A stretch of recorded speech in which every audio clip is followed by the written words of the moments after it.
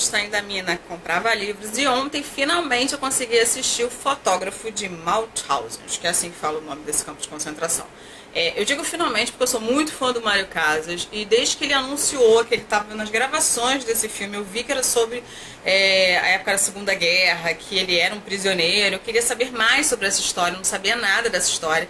Eu fiquei acompanhando, e aí lançou na Espanha, foi um grande sucesso de público, falei, gente, precisa assistir. E aí finalmente, né, chegou ao Brasil através do Netflix, ele não foi para os cinemas, então ele está aí disponível desde o dia 22 de fevereiro, e eu corri para assistir, eu fiquei super animada, e o filme realmente é sensacional, com várias informações sobre a Segunda Guerra que eu realmente não conhecia, apesar de quem acompanha aqui o canal todo esse tempo, o blog, enfim, sabe que eu sempre vejo filmes sobre o tema, leio bastante, mas é uma coisa que realmente eu não sabia, que existiam espanhóis que eram prisioneiros de guerra, na verdade, quando terminou lá a Guerra Civil, estava na Guerra Civil Espanhola, eles pegaram os prisioneiros, alguns exilados, foram para campos de concentração. Esse que é o protagonista do filme, ele na verdade ele tem dois nomes, né, gente?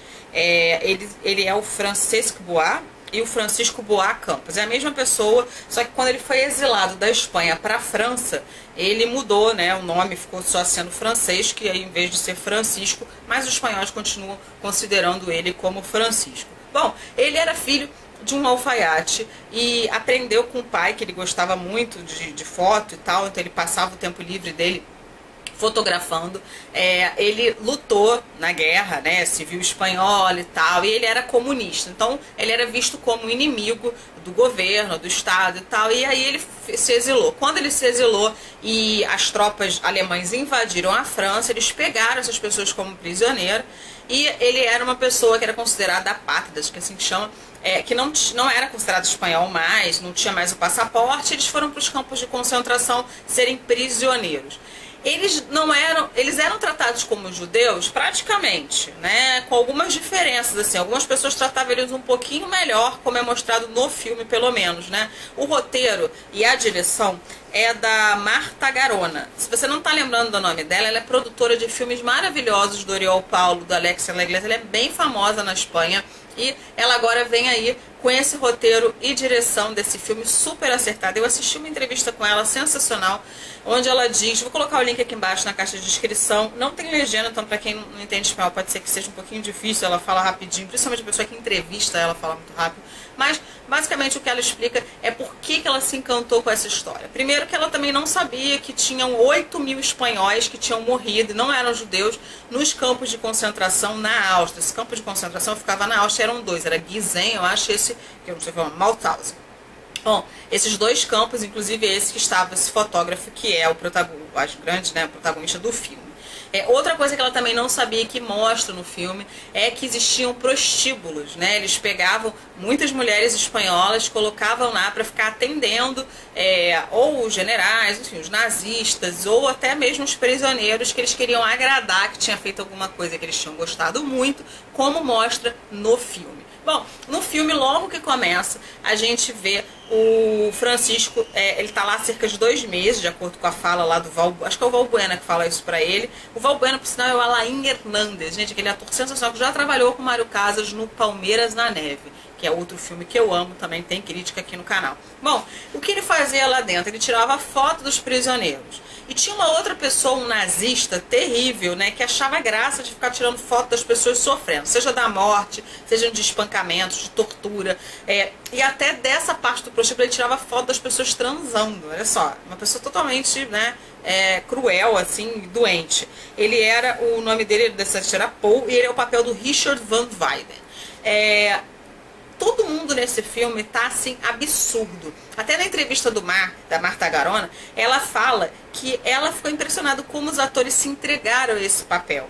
O Mário Casas, por exemplo, não era o que eles queriam, que eles tinham pensado pro papel. Por quê? Porque o Mário Casas é um rapaz forte, é um ator forte, ele malha e tudo.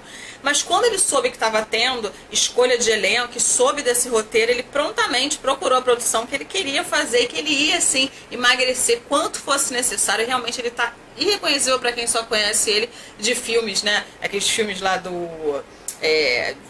Sob o Céu, enfim, aquela trilogia, né, que eu esqueci o nome, 3 metros acima do céu.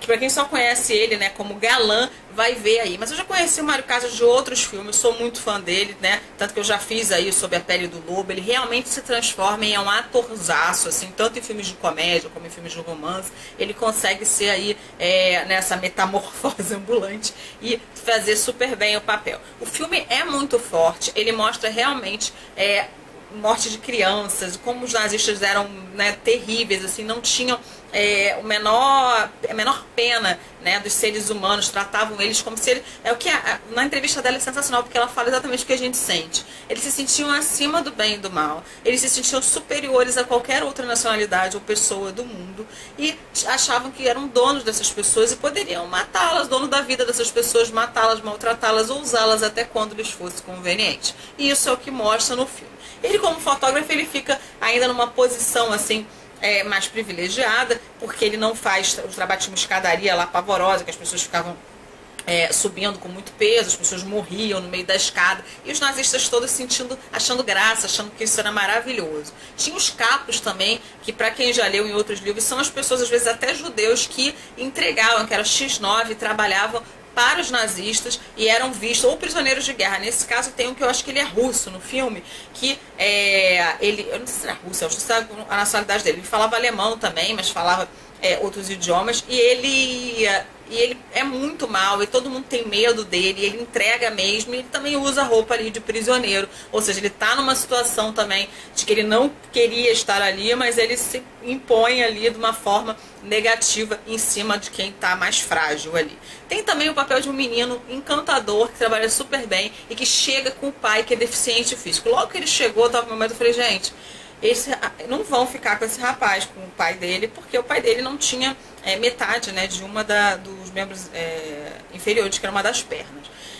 E aí, realmente, né, a gente vê ali que mandavam para o campo de concentração ou ligavam um gás dentro de uma van que eles tinham. Era maldade em cima de maldade, tudo que a gente já viu. Eu acho que nesse filme a gente vê tudo que a gente já viu, mas impressiona por ser outra história, contada dessa vez por um espanhol que não era judeu, que era, na verdade, um prisioneiro de guerra, que não deveria estar, ninguém deveria estar ali, mas, né, a gente achava, não é só judeu, não era, tinham prisioneiros de guerra também, no caso dele um espanhol, né, o filme é espanhol, tem produção espanhola e tudo, e impressiona várias coisas ali, como isso a gente já sabia, como eles gostavam de documentar, como era tudo muito documentado. Eles fabricavam provas contra si mesmos, né? E depois eles tentaram queimar, e isso mostra no filme também. Mas esse fotógrafo ficou famoso porque ele conseguiu juntar alguns negativos que serviram de prova. Inclusive, depois, isso não mostra no filme, ele quis publicar, eu li depois algumas matérias a respeito, ele quis publicar, quando ele voltou para a França, ele não voltou para a Espanha, depois que a União Soviética conseguiu vencer e tudo, né, e render as tropas lá inimigas, ele volta para a França, tenta publicar, ninguém quer, e inclusive depois ele serviu como testemunha para esses crimes hediondos da época aí da Segunda Guerra. É interessante também saber, isso não mostra no filme, então isso não é um spoiler, tá, gente? O filme tá normal e tal. Ele faleceu com apenas 30 anos, já fora do campo de concentração. Isso não é spoiler, porque lógico que se ele contou a história, né, ele tá narrando, então ele tá vivo até o final. Ele contou isso para alguém, então ele morreu com 30 anos depois de falar que de infecção renal por alguns males que ele já tinha tido, doenças mal curadas dentro do campo. A gente sabe que isso era comum, as pessoas não sobreviviam muito tempo depois, algumas sobreviveram, mas quem ficou doente durante a época e não foi tratado, acabou morrendo. Bom, o que mais que tem aqui? Foi em 1956 que ele fez lá o depoimento, que até mostra também no final, então fiquem até o final mesmo com as letrinhas passando, que vão aparecer as fotos de verdade que a gente vê no filme, muitas das cenas. E, claro, o papel de uma das prostitutas, né, e espanhola inclusive, que ela faz, a Dolores, é da Macarena Gomes. Ela fez o Pieles, né, que é o Pérez, que é um filme que eu gosto, bastante pessoas não costumam gostar muito, mas também tem crítica aqui no canal. Bom, eu acho que é só tudo isso. Eu amei esse filme, eu acho que foi um filme assim que, né, me abriu assim mais atrocidades, né?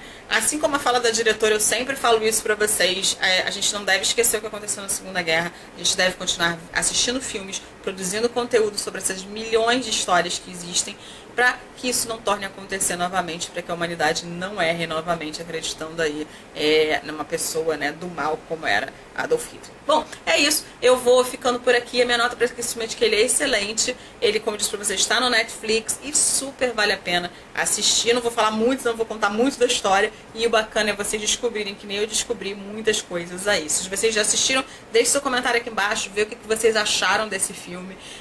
Eu achei sensacional. Uma coisa também bacana que ela disse é que ela tinha mais coisas para mostrar, e eu fiquei bem entusiasmada de saber, né, mais curiosa de saber mais coisas, mas ela teve que cortar algumas cenas porque a produção, ela era produtora também, não tinha grana para fazer um filme com muitas cenas e tal, então o filme na verdade deveria ter mais meia hora, imagina, o filme já tem 2 horas e pouco, mas mesmo assim é um filme muito, muito bacana de se assistir e de ver aí essa atuação, essa direção maravilhosa, fotografia incrível da Mar, tá? É isso. Beijo grande, eu vou ficando por aqui.